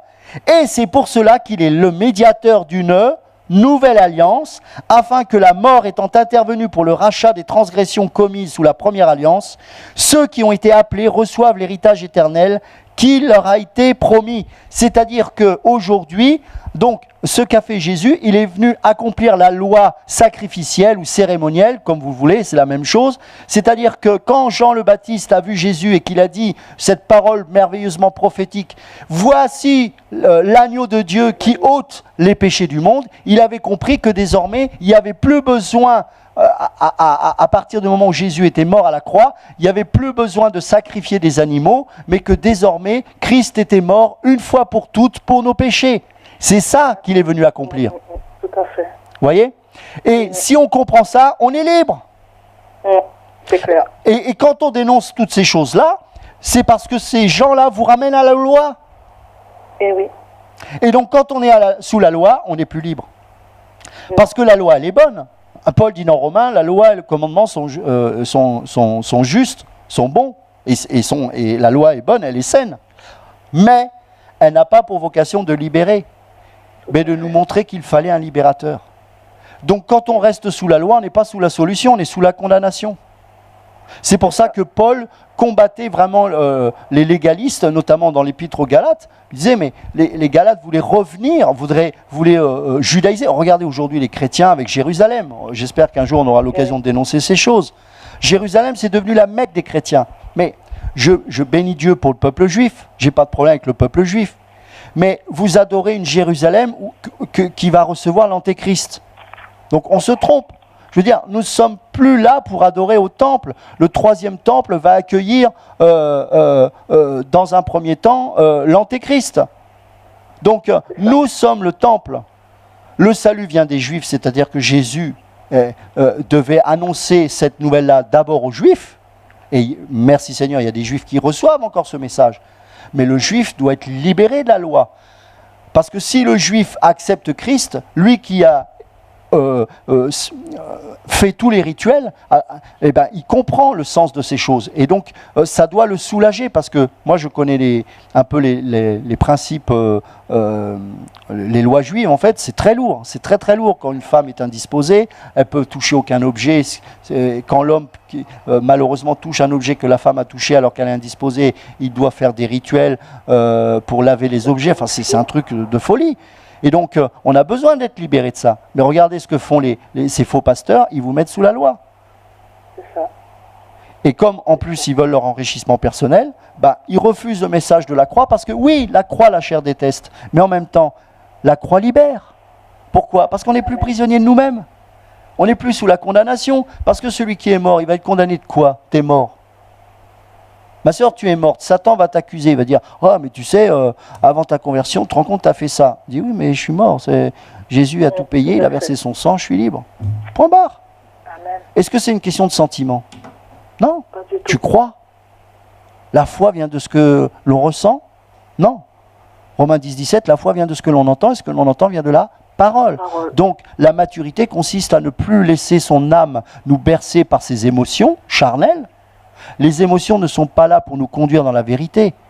Les émotions sont bonnes, mais elles doivent rester à leur place. Les émotions, elles servent à quoi quand on est enfant de Dieu? Elles servent à attester la vérité. Je donne un exemple. Le Seigneur te demande de faire quelque chose. Tu n'as pas envie. Il n'y a pas d'émotion, il ne se passe rien. Émotionnellement, tu n'es pas encouragé à le faire, parce que la chair, elle dit non.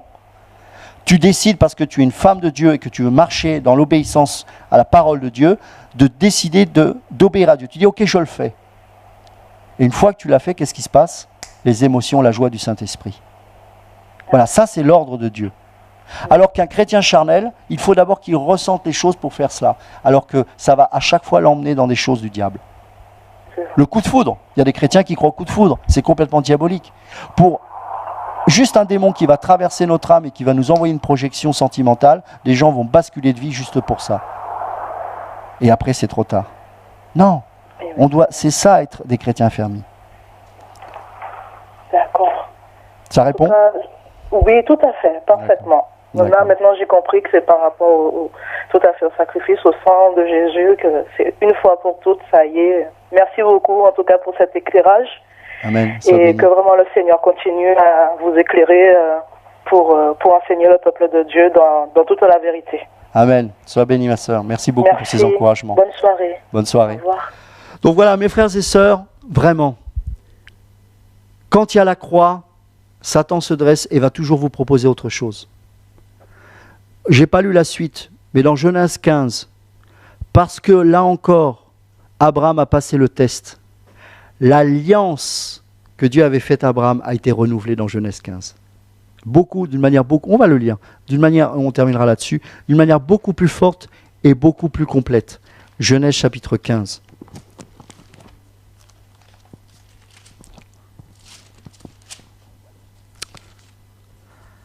Regardez.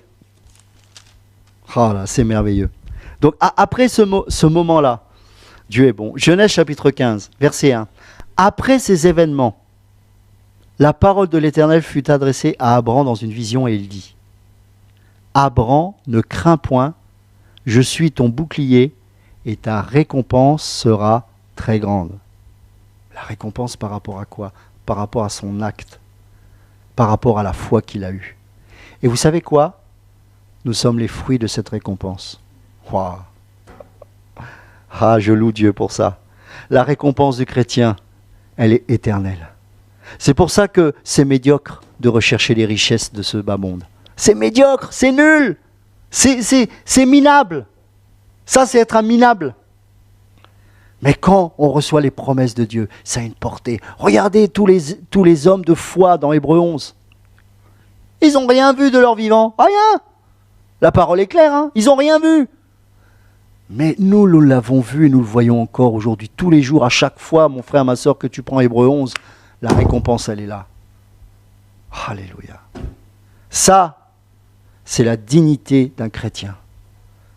Un chrétien va au carton la tête haute. Pourquoi? Parce qu'il sait qu'il n'est pas attaché à ce monde. Il peut mourir cramé sur une croix en chantant des louanges parce qu'il sait que la cité céleste lui est réservée. C'est la joie qui nous anime. Tous les gens qui s'accaparent des richesses de ce monde sont des trouillards. Et ce sont des gens qui n'ont pas l'excellence de la grâce, qui n'ont pas compris qu'ils sont passés à côté d'une destinée, d'une vraie destinée. S'il n'est pas trop tard, ils peuvent se repentir. Mais pour cela, Jésus nous a dit, il n'est pas impossible, hein, mais il a dit, il est difficile pour un riche de rentrer dans le royaume de Dieu. Pourquoi ? On ne rentre pas, on ne va pas au ciel avec ses bagages. Je crois qu'on a encore quelqu'un. Oui, bonsoir. Oui, allô, bonsoir. Bonsoir. En fait, j'ai une question. Dans Luc 9, 23, la Bible dit, puis il dit à tous, si quelqu'un veut venir après moi, qu'il renonce à lui-même, qu'il se charge chaque jour de sa croix et qu'il me suive. Alors, la Bible nous parle de la croix. Oui. Aujourd'hui, dans les églises bâtiments, on voit les croix bois. Oui. Les croix croisées là. En fait, qu'est-ce que vous en dites par rapport à ces croix-là? Parce qu'il y a des chrétiens qui croient que ces croix que la Bible parle, D'accord. C'était vraiment ça ma première question, parce qu'il y a encore une deuxième. D'accord. Quand par exemple un chrétien porte une médaille avec une croix dessus, en fait, c'est comme si tu voyais un homme porter son cimetière. Pas son cimetière, son cercueil. En fait, c'est quelque chose... En fait, la croix, c'est une malédiction. Maudit est quiconque est pendu au bois. Donc, mettre une croix sur un mur, c'est comme si tu vénères un cercueil. Ça, c'est du mysticisme. C'est pas ça la croix dont il est fait question. D'ailleurs, Dans Luc 9, 23, il suffit de dire au verset 24, il est dit « Car celui qui voudra sauver sa vie la perdra, mais celui qui la perdra à cause de moi la sauvera. » C'est-à-dire ne pas chercher son intérêt, comme on a lu dans Philippiens 2, mais de chercher l'intérêt de l'autre. C'est-à-dire ne pas être au centre de sa propre vie. Mourir à soi, en fait, c'est ça. Mais quand on met, par exemple, des croix sur un mur, des choses, ça n'a pas de sens. Moi, je n'ai pas besoin de mettre une croix parce que Dieu est ressuscité. Donc, je vais pas... Comment veux-tu symboliser la croix? C'est pas possible. Parce que la croix, c'est quoi? C'est, au niveau du salut, c'est Jésus qui est mort pour nos péchés. Mais parce que ce sacrifice a été accepté de Dieu, il est ressuscité. Donc, voilà, il règne. Point barre. J'ai pas besoin de mettre une croix. Maintenant, en ce qui me concerne, moi, dans mon quotidien, la croix, c'est quoi? C'est pas cette croix-là. C'est cette croix qui consiste à perdre en permanence. C'est pas mon intérêt, c'est l'intérêt de Dieu qui compte. À chaque fois. C'est ça, prendre sa croix. Donc, tous ces symboles, toutes ces choses que l'on met, c'est complètement diabolique. Pourquoi? Parce que on vénère pas un cercueil. Tu vois ce que je veux dire? Oui, oui. Donc ça, c'est pas bon. Ça n'a pas de sens. On n'a pas besoin de mettre de croix, de machin, de trucs comme ça. D'ailleurs, ça devient de la doctrine catholique. Hein. Excusez-moi, ça va couper la parole. Dans toutes les églises dites, des bâtiments dites églises, parce qu'il y en a beaucoup il y a la croix, vous allez rentrer, il y a la croix, même vers le pupitre, ça s'appelle la chair et tout, il y a la croix. Partout, il y a vraiment la croix. Et du coup, les chrétiens ne pensent même pas à ces croix-là. Même Exode 20, verset 4, nous parle « Tu ne te feras point d'image taillée, tout à fait, ni de représentation quelconque des choses qui sont en haut dans le ciel, qui sont en bas sur la terre et qui sont dans les eaux plus bas que la terre. » Mais tandis que la Bible nous interdit de le faire, mais on voit dans les églises dites bâtiments, les chandeliers, on voit c'est diabolique. le fait Saint-Esprit, le fait Dévorah, on voit les pasteurs habillés en soutane, les soi-disant clergés, on voit le podium, comme, excusez-moi de vous dire, un jour je regardais un documentaire sur France 3, je vis un podium des francs-maçonneries, parce qu'ils faisaient leur pub. J'étais un tout petit peu intéressé de voir exactement les podiums des francs-maçons, pareil avec les églises dites, les bâtiments dites églises. J'étais scandalisé, frère. Ouais.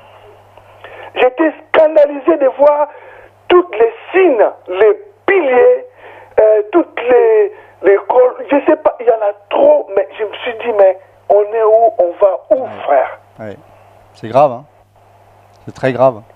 C'est très grave. Or, la Bible nous interdit Bien sûr. de faire ni des présentations, ni des images vides du ciel sur la terre, On verra dans les églises dites, des bâtiments dites églises, ils vont mettre un colombe en forme de Saint-Esprit, parce que le Seigneur nous envoie de faire ça. Oui. Donc, en gros, frère, ma question, si on voit tout ça, automatiquement, c'est l'effet étranger, Dieu est à la porte. Oui. Il faut savoir que beaucoup de pasteurs sont francs-maçons. Donc vous retrouvez beaucoup d'intronisation de pasteurs, des rituels francs-maçonniques. Et pour cause, beaucoup sont francs-maçons. En fait, l'église évangélique aujourd'hui, elle est aussi apostate que l'église catholique, parce que de toute façon, la croix telle qu'elle est présentée, ça vient de l'église catholique. La configuration dans nos églises évangéliques, la disposition des chaises, c'est exactement la même disposition qu'on retrouvait au Moyen-Âge dans les cathédrales. C'est-à-dire vous aviez les cardinaux ou les évêques sur les côtés, et puis au centre vous aviez le prêtre qui faisait, qui participait à la scène, Sainte Seine entre guillemets, et puis vous aviez le peuple qui n'avait pas accès à la nef, qui était spectateur et qui regardait. Et quand vous observez les églises évangéliques, c'est la même chose. Vous avez sur l'estrade, sur les côtés, les pasteurs assistants, les hommes de Dieu qui sont habilités, et vous avez le pasteur principal qui est au milieu avec son pupitre et sa croix, donc c'est la même disposition qu'une église catholique, et vous avez, donc ça représente le clergé, et vous avez les laïcs. Alors que la parole est claire dans 1 Pierre 2, 5 à 10, nous sommes des sacrificateurs, nous sommes une race élue, une nation sainte. Donc tout cela c'est complètement diabolique. De toute façon, il y a très peu de convertis dans ces églises, il y a peut-être même pas 1%, j'en sais rien, enfin, on ne peut pas faire de stats, mais quand Dieu nous éclaire, on en sort. C'est obligé, parce que le Saint-Esprit nous enseigne et nous montre que ce sont des abominations. C'est pour ça qu'on doit avertir le peuple, et puis ensuite, c'est celui qui veut vraiment Dieu qui doit prendre ses responsabilités et sortir de ces Babylones religieuses qui sont complètement sataniques, hein, c'est sûr. On est d'accord. Hein. Oui, voilà, 100% d'accord. Et d'ailleurs, on peut lire aussi dans Exode 20 un passage qui est très intéressant dans verset 24 où il est dit « Tu m'élèveras un autel de terre sur lequel tu offriras tes holocaustes et tes sacrifices d'action de grâce, tes brebis et tes bœufs. Partout où je rappellerai mon nom, je viendrai à toi et je te bénirai. Si tu m'élèves un autel de pierre, tu ne le bâtiras point en pierre taillée. » Et ça nous parle de l'œuvre accomplie de Jésus-Christ. « Car en passant ton ciseau sur la pierre, tu la profanerais. Tu ne monteras point à mon autel par des degrés, afin que ta nudité ne soit pas découverte. » Quand il est dit que cet autel de pierre ne doit pas être bâti en pierre taillée et que le ciseau ne doit pas passer sur cette pierre, ce que Jésus a fait à la croix, il n'y a rien à rajouter. Rien à rajouter. La religion, ça ramène toujours l'homme en centre, et ça veut dire quoi? Ça veut dire qu'on passe le ciseau sur la pierre. Ça veut dire que le salut en Christ n'est pas suffisant, il faut les indulgences. Chez les catholiques, c'était ça. Il y a le purgatoire. Tout ça, c'est rajouter, essayer de tailler cette pierre qui ne doit pas être taillée. Et l'église évangélique aujourd'hui, c'est la dîme, c'est la bénédiction, la prière par l'argent. Tu donnes et tu seras béni. Et ça touche au caractère de Christ, ça touche au salut. Et ça, c'est comme si on voulait tailler cette pierre qui est Christ et qui n'a pas besoin d'être taillée. Jésus a tout accompli. C'est par la grâce que vous êtes sauvés par le moyen de la foi. Et cela ne vient pas de vous. C'est un don de Dieu. Éphésiens 2. Et ça, c'est important parce que ce passage-là nous parle même des œuvres par la suite, Éphésiens 2, 8 à 10. Car nous sommes son ouvrage créé pour des œuvres bonnes d'avance préparées pour nous afin que nous les pratiquions. Donc ces œuvres-là que nous devons faire, elles sont déjà existantes au ciel, mais petit à petit, elles se manifestent par la foi. C'est pour ça que notre vie consiste à s'appuyer sur la parole de Dieu et à le marcher par la foi. Comme Abraham. Amen. Comme Abraham. Et tous ces gens-là n'ont pas la foi. Pourquoi? Parce qu'ils s'appuient sur des rituels, ils s'appuient sur des biens matériels ou autres, ils s'appuient sur des moyens de communication. C'est pour ça qu'on fait payer des concerts, parce qu'on se dit, oui, mais comment je fais pour vivre? Comment ils faisaient les autres? Prie, marche par la foi, attends-toi à Dieu. C'est le seul moyen de savoir si ce que tu fais est vraiment de Dieu ou pas. Vous voyez, c'est tout ce cheminement-là qui est complètement corrompu, perverti. Et c'est là où on voit que déjà l'Antéchrist est assis dans ce genre de temple, et malheureusement chez pas mal de dits chrétiens, qui pensent être de Dieu, alors qu'en fait ils sont inspirés d'une doctrine de Balaam. Et c'est pour ça que certains peuvent être encore éclairés, et Dieu les en sort. Comme moi-même, j'étais dedans avant, j'étais dedans, et le Seigneur m'a fait grâce, et à ce moment-là, c'est à nous de prendre nos responsabilités et de sortir. Amen. Amen. Amen, frère. Que Dieu soit béni. En tout cas, merci mon frère pour ton intervention et tes questions. Et c'est vrai que, non, l'Église, c'est quelque chose qu'on ne peut pas retenir, qu'on ne peut pas figer. C'est pas quelque chose, là où 2 ou 3... Chora, un jour, il m'a dit, je partageais un petit peu les difficultés que j'avais pu rencontrer à un moment donné avec certaines personnes. Et puis il me dit, mais tu sais, c'est pas pour rien si Jésus il dit, là où 2 ou 3 sont assemblés en mon nom, je suis au milieu d'eux. Il n'a pas dit 4 ou 5, il n'a pas dit 6 ou 7. Et en fait, c'est un reste. Dieu est un Dieu de reste. Et effectivement, c'est pas une foule. À chaque fois, dans la parole de Dieu, c'est sors, sors, sors, sors, sors, sors de Babylone. Sors de ta chair, sors de ta religion, sors de tes fausses doctrines, sors de tes convoitises. Et voilà, on est appelé à sortir en permanence de tout.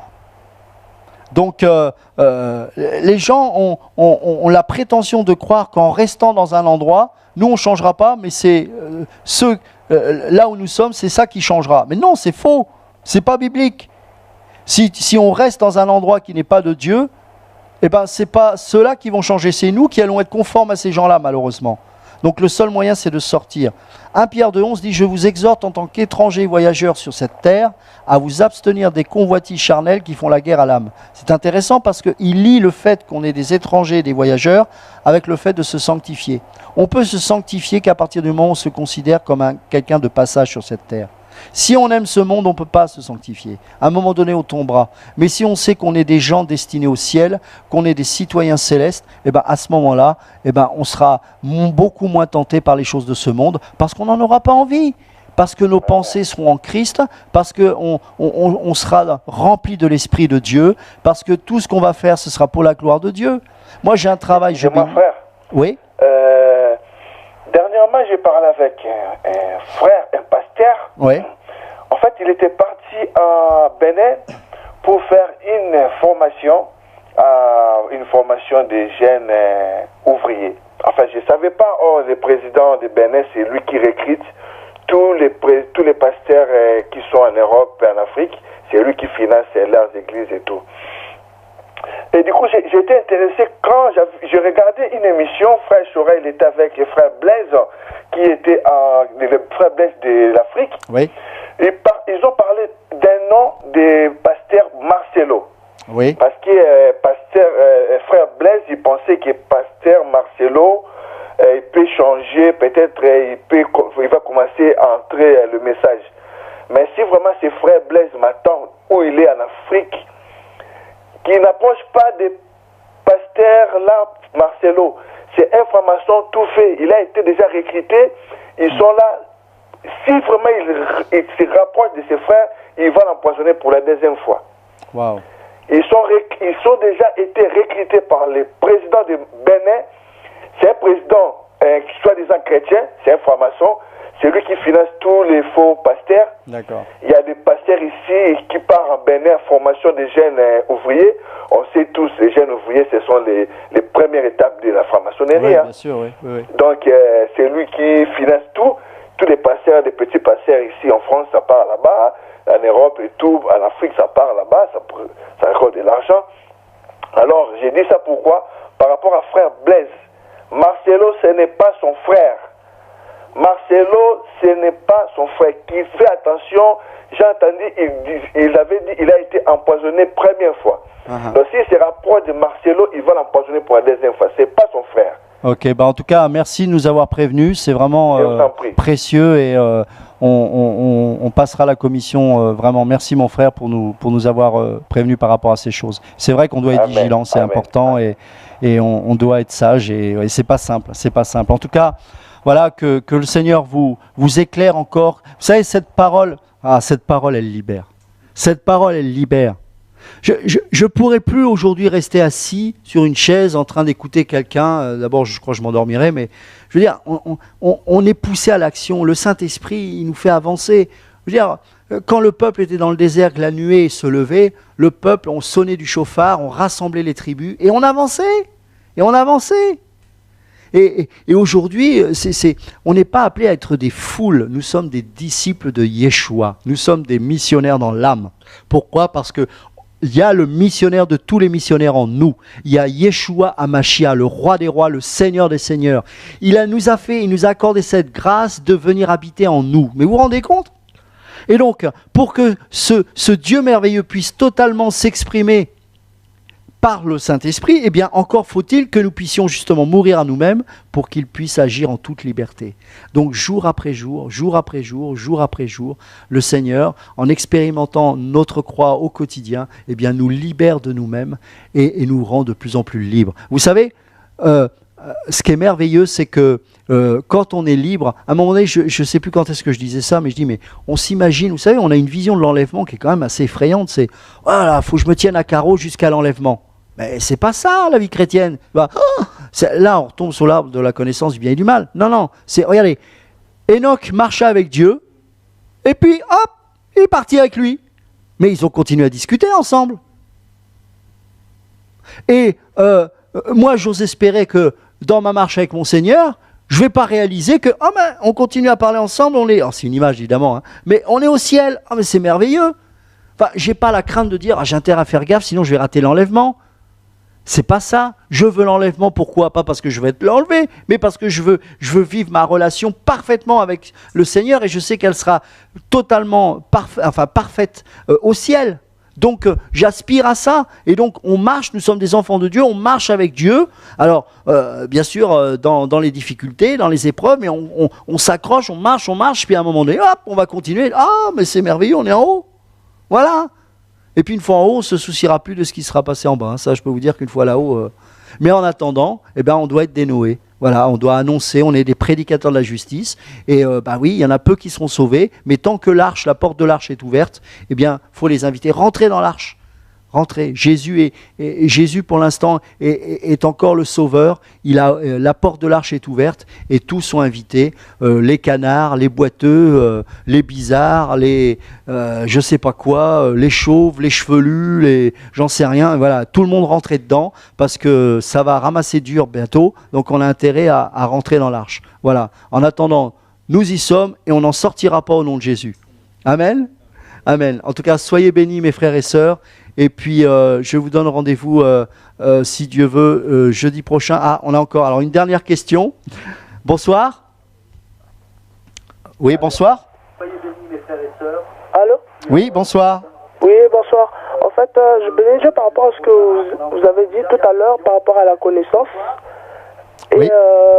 il n'y a pas longtemps, j'étais dans un salon de coiffure et je partageais la parole avec des personnes qui étaient là.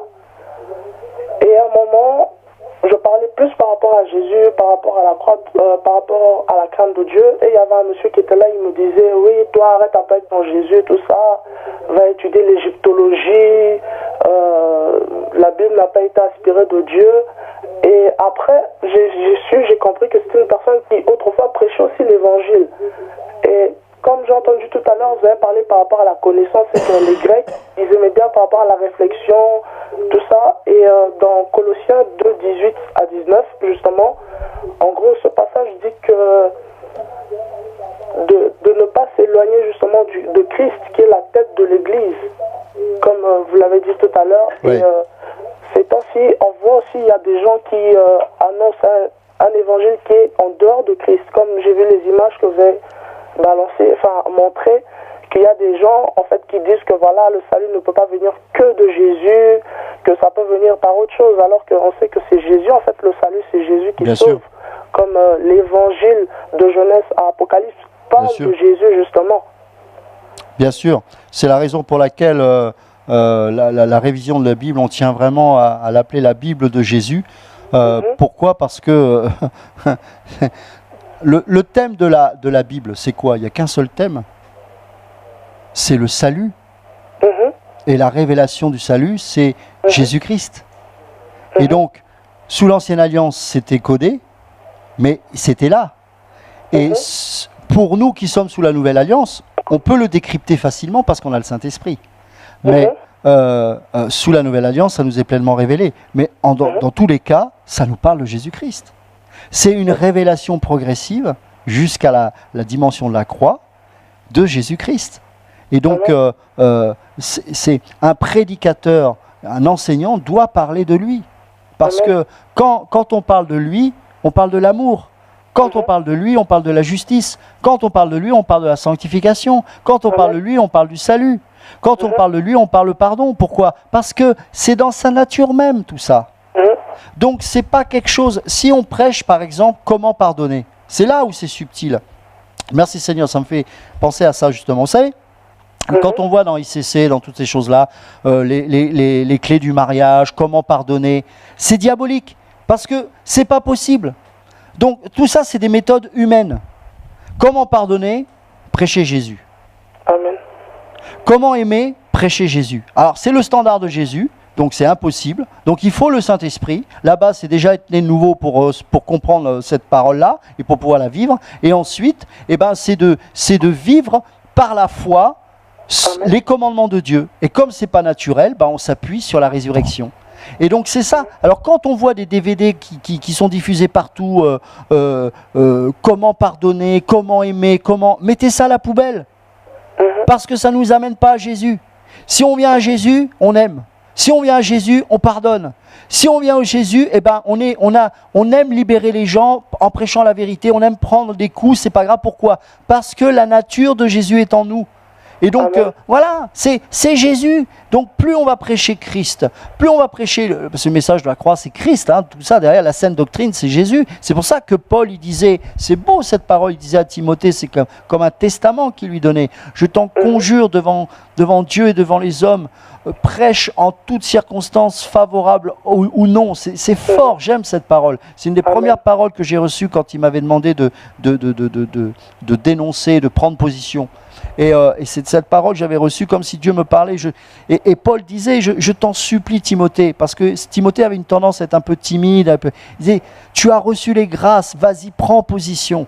Prends position, tu as mon exemple, c'est Paul qui parle, tu as mon exemple, tu vois les coups que j'ai souffert, mais tu es mon enfant dans la foi, je t'ai formé, je te passe le relais maintenant. Maintenant, sors de ta timidité, vas-y, en toute occasion, favorable ou non, prêche la saine doctrine, c'est-à-dire prêche Jésus.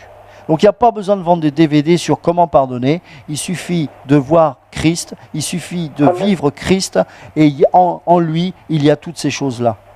Il y a l'amour, il y a la paix, il y a la joie, il y a la bonté, il y a la fidélité, il y a la douceur, il y a la maîtrise de soi. Il y a toutes ces choses-là. Parce qu'il est comme ça, c'est dans sa nature. Et comme je disais tout à l'heure, l'Église, elle est de même nature que Christ. Donc l'Église pardonne, l'Église se sanctifie, l'Église aime parce que c'est sa nature. Amen. Voilà. Donc, excusez-moi, c'est que même par rapport à ce que vous dites, c'est que à un moment, il s'est adressé à toutes les personnes qui étaient là. En parlant de moi, il disait, des gens comme ça, il leur faut des psychiatres, il leur faut des hôpitaux. Donc, voilà, il n'arrête pas avec son Jésus, donc il faut des hôpitaux, en fait. Et c'est que les gens, en fait, renient Jésus, en fait. Mais la sagesse de Dieu est folie aux yeux du monde. Amen. Donc, les gens ne supporteront pas ceux qui prêchent la croix parce que ils peuvent dire, mais tu es orgueilleux, tu es orgueilleuse, tu crois que tu peux vivre la sanctification. Moi, je me rappelle, un pasteur disait, mais...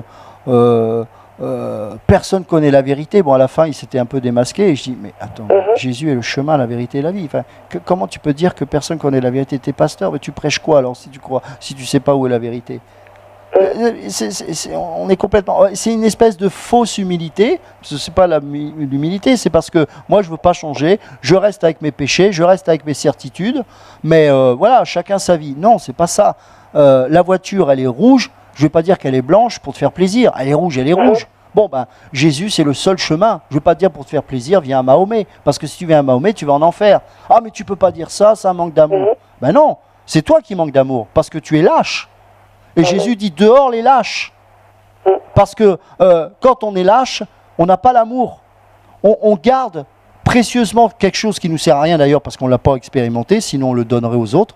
Mais on ne veut pas le donner aux autres parce qu'on a peur, parce qu'on n'a pas envie que l'autre soit sauvé.